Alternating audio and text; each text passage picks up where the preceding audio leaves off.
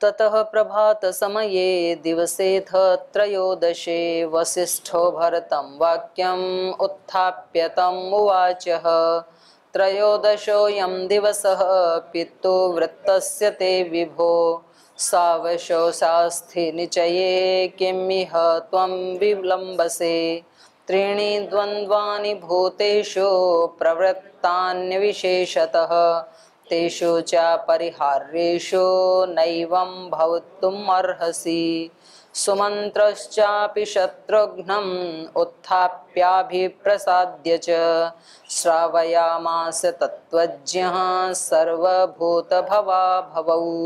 उत्थितौ च नरव्याघ्रौ प्रकाशेते यशस्विनौ वर्षातप परिक्लिन्नौ पृथग् इन्द्रध्वजा जीव। ततः प्रभात समये दिवसे अथ त्रयोदशे वसिष्ठः भरतं वाक्यम उत्थाप्य तम उवाचः। तो 10 दिन बैठने के बाद 2 दिन कुछ उसकी तैयारी की होंगी और त्रयोदशे दिवसे 13वें दिन, भरत जी शायद 13 दिन तक बैठे रहे होंगे, बाकी के लोग उठ जाते हैं। तो त्रयोदशे दिवसे अथ प्रभातः समये वसिष्ठः भरतम् उत्थाप्य तम उवाचः वाक्यम, उसको उठा करके और ये वाक्य कहे, उनको कहने लगे। त्रयोदशो अयम दिवस, आज 13वां दिन है, 13वीं बोलते हैं। पितुः वृत्तस्य ते विभु, तुम्हारे पिता के वृत्त का, अंत्येष्टि का आज 13वां दिन है, इसलिए सावशेषास्थि निचये। तो इसका मतलब ये 13वें दिन अस्थि चयन करते हैं, कहीं तो 30रे दिन करते हैं ना, आजकल तो 30रे दिन ही करते हैं, और 30रे दिन भी मिलती नहीं है। जैसे वहाँ तो तुरंत बहा देते हैं, आप पूरा जलने भी नहीं देते हैं। ऐसे ही दिल्ली में भी, बड़े शहरों में, पता नहीं किसके में, दिल्ली में कोई अपने परिचित थे या कोई मेंबर थे, पता नहीं। हाँ, वो एक अपने कॉरपोरेट मेंबर हैं राजकुमार जी, उनके पिता की उसमें गई थी मैं। तो मैंने पहली बार देखा कि मतलब कम से कम 50-60 शव लाइन में थे। मैंने कहा यहाँ भी रश है, मरने के बाद भी जाम, मरने के बाद भी नंबर नहीं आ रहा जलने का। तो कम से कम 50 शव लाइन में, और वो जल्दी जल्दी कर रहे कि अपना ये संस्कार जल्दी करो। तो वो बस आधा जला आधा ना जला ऐसे ही बहा देते हैं पानी में, ऐसा ही चलता है जलती आग में। तो अस्थि चयन करेंगे कहाँ? 30रे दिन तक तो पता नहीं कितने मुर्दे जल चुके हैं वहां पे, एक ही स्थान पे। तो कौन किसकी हड्डियां लाएगा? तो गांव आदि में तो ये संभव है, बड़े शहरों में तो। और कोरोना काल में घर वालों को पास जाने ही नहीं दिया, डॉक्टरी जो भी करके आई।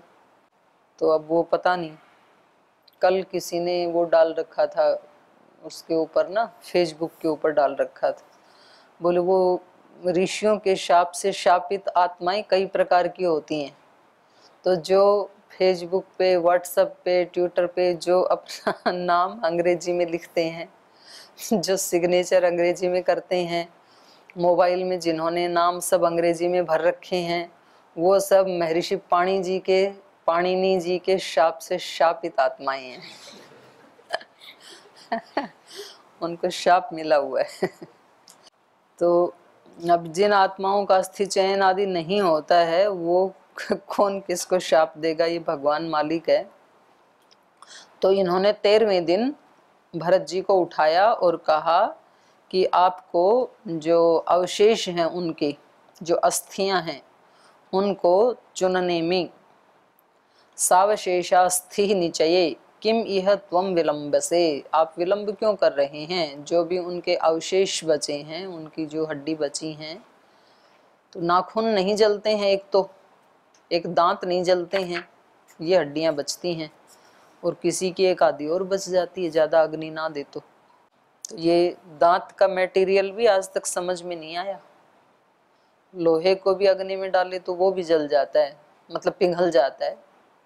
और ये किस मटेरियल से भगवान ने बनाया देखो, टूट तो सकता है, थोड़ा थोड़ा घिस भी जाता है, अग्नि में जलता नहीं है, लेकिन दांत बच जाते हैं और नाखून भी नहीं जलते हैं, फूल के वो ऐसे टाइट से हो जाते हैं। तो इन्होंने कहा कि अब आप उठो और अपने पिता की अस्थि चयन करें। त्रीणि द्वंद्वानि भूतेषु प्रवृत्तानि विशेषतः तेषु च अपरिहार्येषु नैवं भवतुम अर्हसि। बोले देखो ये 3 द्वंद्व तो प्राणी मात्र के साथ लगे हुए हैं, भूख प्यास, सुख दुख और जन्म मरण। ऐसे बोल देते हैं ना कि भाई कोई सारी दुनिया से अलग थोड़ी हुआ आपके साथ, ये तो सबके साथ होता ही आया है। सुख दुख सबके जीवन में बने हुए हैं, कोई व्यक्ति अछूता है क्या इससे? कोई भी नहीं है, छोटा बच्चा भी नहीं है, अमीर भी नहीं है, गरीब भी नहीं है, पढ़ा लिखा भी इससे अछूता नहीं है और अनपढ़ भी इससे अछूता नहीं है। सबके साथ लगे हुए हैं सुख दुख, अपने अपने ढंग के होते हैं सबके।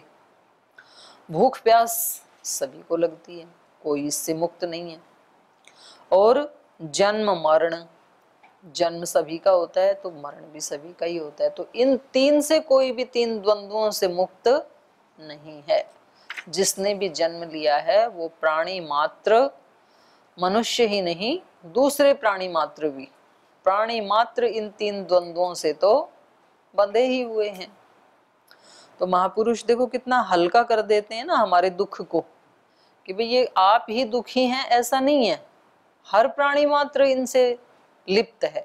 किसी को कम ज्यादा आगे पीछे कभी ना कभी सभी को ही मिलते हैं।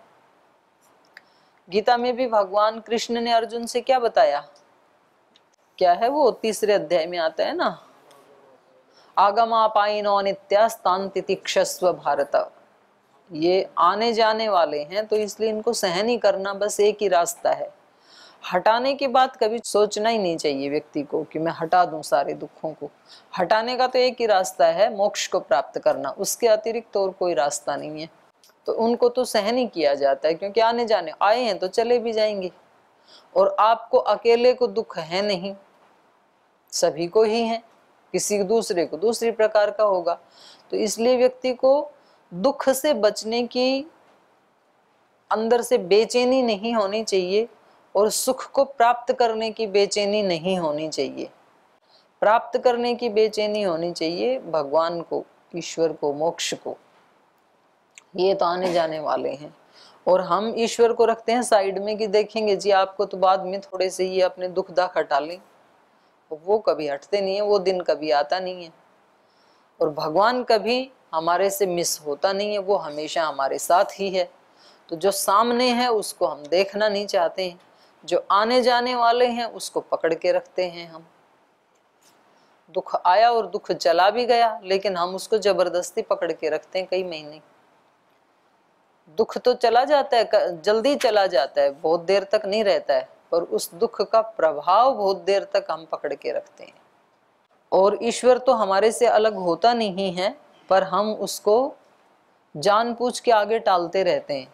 हम कहते हैं कि ठीक है बस ये जो प्रतियोगिता होनी है शास्त्र स्मरण की, तो इसको निपटा दूं, उसके बाद तो फिर ध्यान भजन करेंगे अच्छे से। तो कोई कहता है कि ये परीक्षाएं बस पूरी कर लेते हैं, एमए पूरी हो जाए किसी तरह से, तो उसके बाद तो फिर 2-2 घंटे ध्यान किया करेंगे। और ऐसा आता नहीं, हम टालते रहते हैं एक एक कदम आगे, और ऐसा दिन कभी नहीं आता है। क्योंकि प्रकृति ने और भी तो तैयारियां कर रखी हैं आपके लिए।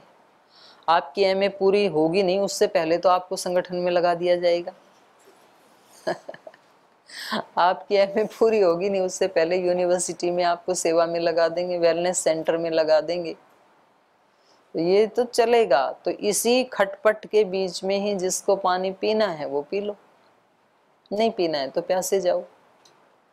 तो उसकी कहानी सुन रखी है ना आपने, वो घोड़े वाली। कोई अपने घोड़े को पानी पिलाने के लिए लाया, पहले तो रैट चलते थे, रैट मालूम है आपको? हैं? हाँ, कुछ को मालूम है कुछ को नहीं है। ये चीजें आगे आगे तो बच्चों को पता ही नहीं होंगी कि ये कौन सी लोग की बात कर रहे हैं। तो उसमें वो घूमती रहती हैं लोहे की छोटी छोटी डोली सी, उसमें पानी भरता रहता है, निकलता रहता है, फिर उससे सिंचाई करते हैं खेत की। तो वो कोई आया तो उन्होंने कहा भी मैं अपने घोड़े को पानी पिलाना चाहता हूँ, प्यासा है, इसको पानी पिला लो। बोले पिला लो भाई, पानी निकल रहा है, पानी के लिए कौन मना करेगा। तो पहले बोतल में नहीं बिकता था ना पानी, तो कोई भी पी लो। अब वो उसको पास लाए तो वो आवाज से उसका घोड़ा पीछे जाए। तो उन्होंने कहा कि भाई ये जो आवाज हो रही है खटपट की, इससे मेरा घोड़ा बिदक रहा है, इसको थोड़ी देर बंद कर लो आवाज को, तो मैं इसको पानी पिला लूं। तो बोले ठीक है भाई। उसने बंद कर दी आवाज, आवाज बंद कर दी तो पानी निकलना भी बंद हो गया। तो उन्होंने कहा तो पानी बंद हो गया। तो बोले ठीक है दोबारा चला देता हूँ। अब दोबारा चलाया, पानी आया तो फिर आवाज हो रही खटपट, तो वो फिर घोड़ा पीछे जाए। तो उन्होंने कहा भाई इसको खटपट को बंद कर दो। बोले भाई ये खटपट बंद होगी तो पानी भी बंद हो जाएगा, इसलिए पिलाना है तो इसी खटपट में ही पिला लो, तृप्त हो जाओ, और नहीं तो प्यासे ही जाना पड़ेगा। तो अपने को अपनी साधना करनी है, यदि अपने दोषों को मिटाना है, भगवान को पाना है, अपनी अंदर की सात्विकता को पाना है, तो इसी खटपट में ही पालो। ये तो होता रहेगा संसार में, कभी कोई डांटेगा, कभी कोई सम्मान करेगा, कभी कोई अपमान करेगा, कभी सुख देगा, कभी दुख देगा, ये तो चलेगा रोजाना। तो इसी के अंदर ही अपने को बचा करके भगवान की शरणागति में रहते हुए उसको ना भूलें एक पल भी।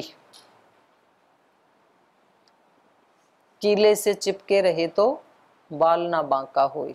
कष्ट तो आएंगे लेकिन आपको वो कष्ट सहने की शक्ति दे देगा। ऐसा नहीं है कि आपके जीवन में कष्ट नहीं आएंगे, जो भक्ति करेगा उसके जीवन में कोई कष्ट नहीं आएगा, ऐसा बिल्कुल भी नहीं है। जो साधना करेगा उसके जीवन में कष्ट नहीं आएंगे, ऐसा बिल्कुल भी नहीं है। करते हुए भी आएंगे, बिना करते भी आएंगे, आएंगे वो तो। लेकिन फिर साधना करने का क्या मतलब है, सहने की शक्ति मिल जाती है। महर्षि दयानंद जी से भी पूछा ना किसी ने ऐसे ही सत्यार्थ प्रकाश में कि भाई आप कहते हो कि कर्म का फल व्यक्ति को भुगतना ही पड़ता है, कर्म फल से व्यक्ति कदापि बच नहीं सकता है। कितना भी वो ईश्वर की स्तुति करे, प्रार्थना करे, उपासना करे, यज्ञ करे, ध्यान करे, भजन करे, कुछ भी करे, अपना किया हुआ तो भुगतना ही होता है। तो फिर बोले इतना बखेड़ा करें क्यों, हम क्यों करें हम ध्यान भजन आदि। तो महर्षि दयानंद ने कहा कि उसका ध्यान भजन भक्ति करने से पहाड़ जैसा दुख भी व्यक्ति बहुत सरलता से सह लेता है, इतनी उसमें ताकत आ जाती है।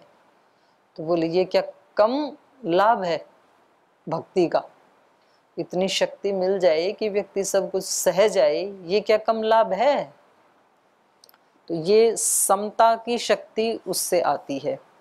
तो यहाँ पर वशिष्ठ जी बता रहे हैं भरत जी को कि भाई इतना ज्यादा शोक मत करो, क्योंकि आपके पिताजी गए हैं तो ये जो जन्म मरण का दुख है ये सबके साथ ही लगा हुआ है, तो इसको स्वीकार करो और अब आगे अपने काम में लग जाओ। तो बहुत देर तक व्यक्ति को शोक से युक्त नहीं रहना चाहिए। हमारे मस्तिष्क की ऐसी ही संरचना है कि हम इसको जैसा विचार देते हैं वो तुरंत ही उसको कई गुना ज्यादा बढ़ा करके और पूरा शरीर के एक एक सेल तक वो सूचना और उसका प्रभाव पहुंच जाता है। हमारे सब अंग प्रत्यंगों के ऊपर उसका प्रभाव पड़ता है, अच्छी का भी और बुरी का भी। तो इसलिए हमारे ऋषियों ने कहा भद्रं कर्णे भी शृणुयाम, कान से जब भद्र सुनते हैं तो उसका प्रभाव पूरे शरीर के एक एक सेल तक जाता है। जैसे वो श्रद्धेय स्वामी जी महाराज बोल रहे थे तो वो हमारे कान से केवल मस्तिष्क के एक सेल तक गया हो ऐसा नहीं है, फिर एक सेल से वो 10,000 को देता है, फिर उन 10,000 में से एक एक फिर 10,000 को देते हैं। तो बहुत ही तुरंत क्विक वो पूरे अस्तित्व का एक भाग बन जाता है, एक एक सेल तक वो पहुंच जाता है उसका अच्छा प्रभाव। और अच्छा पहुंचता है वैसे बुरा भी पहुंचता है। दिमाग खराब होते ही पेट खराब होगा। दिमाग खराब होते मतलब थोड़ी चिंता हो, थोड़ी टेंशन हो, थोड़ा भय उत्पन्न हो जाए, डर लगे, थोड़ा जिम्मेदारी का वजन आ जाए, आपका दिमाग एबनॉर्मल होते ही आपका पेट खराब होगा तुरंत। तो इसलिए अपने आयुर्वेद में तो मानते हैं ना कि सारे रोग किससे होते हैं, प्रज्ञापराध से होते हैं शुरू। और मन ठीक है यदि, तो फिर जो खराब हैं, जो रोग आ गए वो भी ठीक हो जाते हैं। योगग्राम में, निरामयम में 8 ही दिन में ठीक होने का बहुत बड़ा एक ये कारण भी है, क्योंकि महाराज जी उनकी ऐसी काउंसलिंग करते हैं, और वो जो महाराज जी की बात सुनते हैं और उनके एक एक सेल तक वो मैसेज जाता है, तो तुरंत उनके गुड हार्मोन्स पैदा होने शुरू हो जाते हैं, रिपेयरिंग शुरू हो जाती है। तो हमारा ये मस्तिष्क जो है ये बहुत ही काम की इंद्रिय है। ये हमें अत्यंत दुख में भी डाल सकती है और अत्यंत सुख से युक्त भी कर सकती है। अत्यंत सुख से युक्त वो होता है जो अपने इस दिमाग को चलाना सीख लेता है। विपरीत समय में भी वो इसको पॉजिटिव सजेशंस देना सीख लिया जिसने, तो उसको तो ये निहाल कर देगा, परम सुखी कर देगा। और जिसने जिस इधर उधर से जैसी सूचना डाली उसी के अकॉर्डिंग मानना शुरू कर लिया, वो फिर बिल्कुल दुखी हो जाएगा। मनः एव मनुष्याणाम कारणम बंध मोक्ष। बंधन का भी यही कारण है, मोक्ष का भी यही कारण है। बाकी के सारे दुख सुख जो हैं वो गौण हैं। सबसे बड़ा सुख दुख का क्रिएटर मन है हमारा। तो अपने यहाँ जो गुरुकुल की जो शिक्षा है उसमें तो सबसे पहले आचार्य मन के ऊपर ही वर्क करना सिखाता था अपने ब्रह्मचारी को, अपने विद्यार्थी को, छात्र को, अंतेवासी को, शिष्य को, क्योंकि वो सबसे ज्यादा महत्वपूर्ण है। और इसको ऐसे ही कुछ दिन लगते हैं मन के ऊपर प्रैक्टिस करने में, तो धीरे धीरे हो जाती है। प्रैक्टिस से क्या सिद्ध नहीं होता है धरती के ऊपर। प्रैक्टिस से तो शेर जैसे खूंखार प्राणी को भी सर्कस वाले क्या क्या करवा देते हैं। उसमें से रिंग में से निकलने के लिए आदेश दें तो उसमें से निकलेगा, बेंच पे बैठने को बोले तो उस पे बैठेगा। तो ट्रेनिंग से सब कुछ होता है, और वो तो दूसरे प्राणी है और ये मन तो अपना है खुद का। इसलिए मन को ट्रेंड करना सबसे बड़ी तपस्या है, और ये इस खटपट में ही हो सकता है, एकांत में नहीं हो सकता है। वो वाली त्रुटि रह जाएगी एकांत में, क्योंकि वो परीक्षा तो आपको भीड़ में आके देनी पड़ेगी। तो इसलिए हम संध्या भी करते हैं ना, तो सिर को पवित्र करने की प्रार्थना 2 बार की जाती है। ओम भुः पुनातु शिरसी, और फिर दोबारा और क्या कहते हैं, ओम भुः पुनातु शिरसी, ओम भुवः पुनातु नेत्रय, ओम स्वः पुनातु कंठे, ओम महः पुनातु हृदय, ओम जनः पुनातु नाभ्याम, ओम तपः पुनातु पादयोः, ओम सत्यम पुनातु पुनः शिरसी।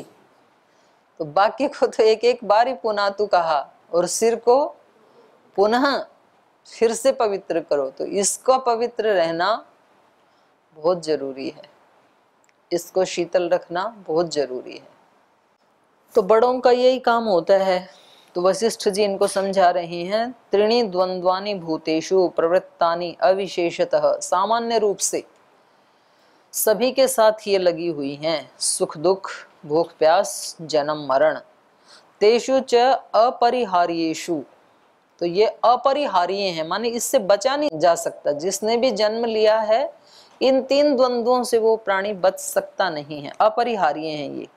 तो जो अपरिहार्य हैं उसके लिए दुख नहीं करना चाहिए, जिसको हटाया ही नहीं जा सकता है, अपरिहार्य जो परिस्थिति है, नहीं बच सकते हैं, तो उसको तो स्वीकार ही किया जा सकता है। तो आप कहोगे जी भूख प्यास को तो हटाया जा सकता है, भूख लगे तो खाना खा लो, दुख खत्म, प्यास लगे तो पानी पी लो। दोबारा भी तो लगेगी, 3 घंटे के बाद फिर वही समस्या। तो खिलाते ही जाओ और पिलाते ही जाओ बस। और जन्म मृत्यु का भी ऐसा ही है, मृत्यु हो गई तो उसके बाद जन्म भी होगा। तो इसके लिए सुनिश्चित रहो, और मर गया कोई तो पैदा भी होगा, फिर आ जाएगा किसी दूसरे शरीर में। तो ये मतलब कठिन भी है और सरल भी है, दोनों ही बातें हैं। सुमंत्रश्चापि शत्रुघ्नम् उत्थाप्यभिप्रसाद्य च श्रावयामास तत्त्वज्ञ सर्वभूत भवा भवौ। और जैसे वशिष्ठ जी ने भरत जी को उठाया, ऐसे ही सुमंत्र जी ने शत्रुघ्न जी को उठाया। दोनों ही भाई बैठे थे ना, और उनको समझाया, अभिप्रसाद्य च, उनको समझाया। और ये जो सुमंत्र जी हैं ये तत्वज्ञ हैं, तत्व को जानने वाले हैं, बड़े समझदार व्यक्ति हैं ये, इसीलिए तो दशरथ जी के महामंत्री का पद मिला इनको। तो तत्वज्ञ सुमंत्र जी ने श्रावयामास, उनको सुनाया, सर्वभूत भवा भवौ, सभी जो प्राणी हैं उनके भाव और अभाव के बारे में, उनके जीवन और मृत्यु के बारे में उनको तत्व पूर्वक बताया कि भाई ये ना शरीरों के साथ जुड़ा हुआ एक सत्य है। शरीर यदि पैदा हुआ है तो निश्चित रूप से उसका अंत होना ही है। तो रोज याद रखें तो अच्छी बात है, रोज याद ना रखें तो मौत तो एक दिन फिर याद करवाई देगी, अंतिम दिन। तो हम सब की मृत्यु कभी होने वाली है कि नहीं? कभी मौत होगी कि नहीं? किस दिन, कितने साल के बाद? कभी भी हो सकती है। बीमार होने पे ही होती है कि स्वस्थ रहते रहते भी हो सकती है?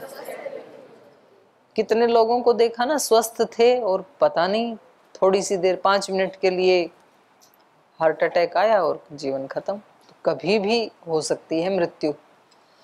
तो जब मृत्यु सामने होती है ना तो व्यक्ति बहुत सारी बुराइयों से और बहुत सारे रिएक्शंस से बच जाता है। मौत सामने है तो क्या पता आज का ही अंतिम दिन हो, तो क्यों ज्यादा झंझट मोल लिया। लड़ाई झगड़े तो होते ही तब हैं कि जैसे व्यक्ति को लगता है कि ये तो शाश्वत मेरा ही अधिकार है इसके ऊपर, चाहे वो कोई वस्तु है, चाहे मकान, जमीन, कोई व्यक्ति, कुछ भी है। उत्थितौ च नरव्याघ्रौ प्रकाशेते यशस्विनौ वर्षा तप परिक्लिन्नौ पृथग ध्वजौ इव। उत्थितौ च नरव्याघ्रौ, तो इसलिए दोनों को कह रहे हैं, हे नरश्रेष्ठ आप दोनों इसलिए उठो, इस शोक को अब समाप्त करो। बस शोक का टाइम 12 दिन के लिए ही अलाउ है, उसके बाद नहीं। तो तब तक अपने आप को तैयार कर लो। प्रकाशेते यशस्विनौ, और उन्होंने उनकी बात को सुना, वो खड़े हो गए। तो वो कैसे लग रहे थे? वर्षा तप परिक्लिन्नौ, वर्षा और तप दोनों से, परिक्लिन्नौ मुरझाए हुए से। वर्षा से तो मुरझाता नहीं है, पर वर्षाकालीन जो धूप है वो बड़ी तीखी होती है, तो अभी जब निकलेगी तब देखना वो एकदम से मुरझा देती है। वर्षा तप परिक्लिन्नौ पृथग इंद्रौ ध्वजौ इव, और कैसे थे वो कि जैसे इंद्र की ध्वजाएं हों, दोनों अलग अलग ऐसे खड़े थे मुरझाए हुए, कि जैसे वर्षा के तप से परिक्लिन्न हुई, मुरझाई हुई दोनों इंद्र की ध्वजाएं हों। क्योंकि वो सुंदर हैं, राजकुमार हैं, इसलिए तो इंद्र की ध्वजा के समान हैं। और क्योंकि शोक के कारण मुरझाए हुए हैं, इसलिए वर्षा के तप से मुरझाई हुई ध्वजा की तरह से उनका वर्णन किया। तो अब इन्होंने उनका शांति यज्ञ भी कर दिया, तेरामी भी कर दी। अब सब काम निपटा करके और अब उसकी खबर लेंगे कुब्जा की, जिसने ये सारा किया। तो ये भी पता लगता है कि जो बुद्धिमान व्यक्ति है उसको कब कौन सा काम करना चाहिए ये भी ध्यान रखना चाहिए। मतलब वो श्रद्धेय स्वामी जी महाराज कह रहे थे ना कि भाई हम सबको अच्छा समझें या किसी का बुरा ना सोचें, तो इतने मात्र से सब अच्छे हो ही जाएंगे ये कोई गारंटी नहीं है। तो अच्छे बुरे अपने अपने संस्कार के अनुसार व्यक्ति होते हैं, और सब के लिए अच्छे बुरे नहीं होते हैं। कोई किसी के लिए अच्छा होता है, वही व्यक्ति किसी दूसरे के लिए बुरा भी होता है, जिसके उसके साथ संस्कार मेल नहीं खाते। ये तो ऐसी ही यात्रा है। तो इसमें कौन सा काम पहले करना चाहिए और कब दूसरे के साथ उलझना चाहिए, ये दोनों बातें भी व्यक्ति को पता होना चाहिए। जैसे आपके घर में कोई रोगी है और आप उसके लिए दवा लेने के लिए जा रहे हैं बाहर डॉक्टर के पास, और उसने आपकी गाड़ी के ऊपर कीचड़ डाल दिया, तो अब आप पहले दवा लेने जाओगे कि पहले कीचड़ वाले को निपटाओगे? क्योंकि आपके पिता मरणासन्न हैं, तो पहले दवा लाओगे कि कीचड़ वाले से निपटोगे? बोले पहले दवा ले आता हूँ, क्योंकि ये काम पहले करने का है, इससे तो बाद में निपट लेंगे।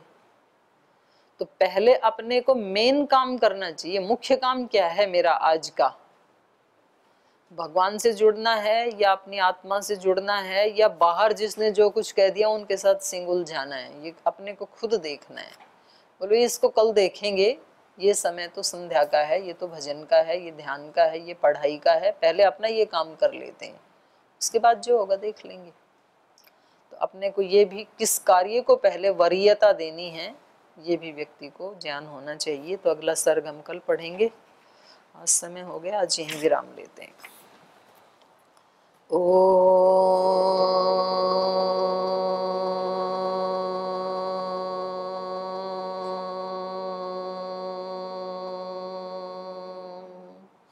शांति शांति शांति।